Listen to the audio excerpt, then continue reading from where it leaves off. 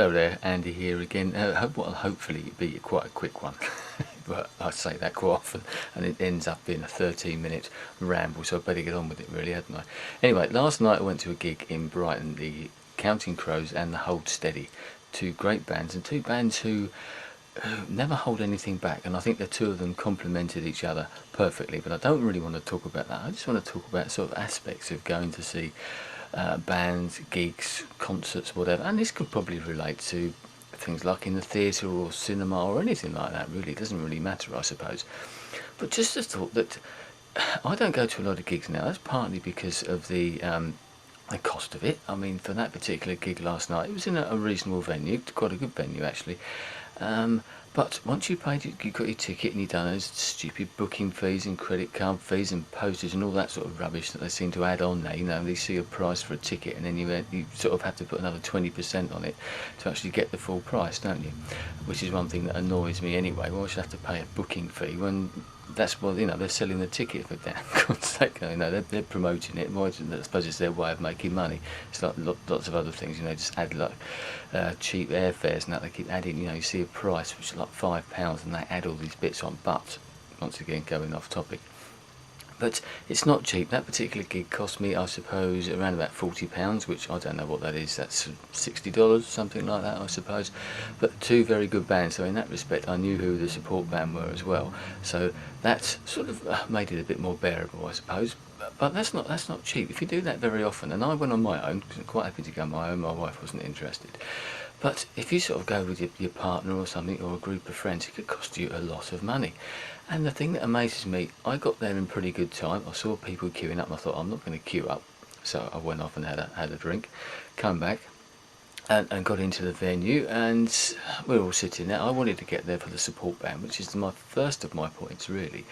Is that when the support band came on, the Whole Steady, quite a well-known band, I suppose not that well-known over here, but a very good live band with a great reputation, especially critically over here. The critics and that loved them, and for very good reason as well. I'd heard some of their music, so I wanted to see them. But you think, you're paying that sort of money, why not go and at least see the band and get some idea of what they're like? And if you don't like them, that's fair enough. But the place, I thought, well, there's not that many people here. The people who were there really enjoyed them. They were very, very good.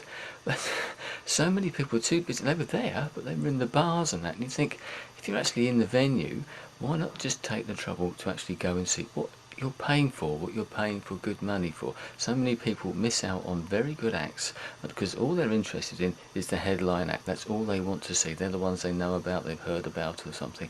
They don't take any notice of somewhere else, and a bit dismissive of what the bands are like.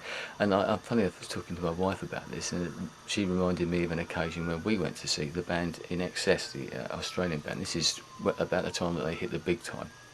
And we saw them in London, and we did see a bit of the support act because I wanted to see them. We didn't stay and see them for that long. They played a couple of the tracks that I knew, the couple of tracks that I did know of the band, and I happened to remind my wife, said, I can't even remember who that was. Well, I can, and it was Sinead O'Connor. My wife said, wow, I've seen Sinead O'Connor. But this is before she was well known. Another point of this is that you could be missing out on seeing some very, very good bands who may well become world famous in a few years' time, and you've seen them early on, and you were too busy in the venue, drinking in the bar, to actually bother to go and at least make an effort to go and see them. The other point is that when the Counting Crows come on, there were still people who weren't in the venue. The people, as I say, you paid this money, and we're talking 2 hours after the doors have opened for the event, you know, and they're not there even when they start. I even heard one of the bar staff mention the fact that they ring a bell, you know, when they know that they're going to be coming on in the near future, a bit like they do in theatres, I suppose. And people can't even be bothered to be there. And then you get that thing where people are walking in, trying to find their seats when it's all dark, you know, all the lights have been dimmed, the band are playing, you want to see what's going on, you know, you've made the effort to get there, and all these other people can't be bothered. And you can see some people just aren't really interested. There was a woman near me who was actually falling asleep on her partner's shoulder. She obviously didn't want to be there. He'd had to pay that £40 or whatever it was to get her to go. He seemed to be enjoying himself, but she wasn't interested, and people are walking out a bit later on. The concert didn't finish late, And when they did the encore, so many people left, and they missed one of the best bits of the show by missing the encore. But you know, I'm sure you can relay this to cinemas. I've been there, where people get there 5 minutes into the film or 10 minutes into the film, and then they start, you know, getting in the way of everybody. You miss things. I know a lot of theatres and that have policies that if people arrive late, they don't let them in.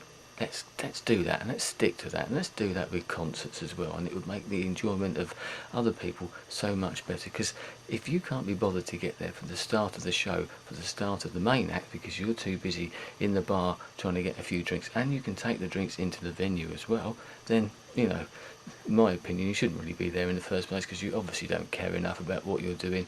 You're doing it as a pastime. Yes, okay, it makes money for the band and the venue and everything like that, but being a music lover, I want to be there, I want to see what's going on, I want to experience what's going on, and I don't really want to be disturbed by people who have got like a don't care attitude. But there you go, my little rant is over.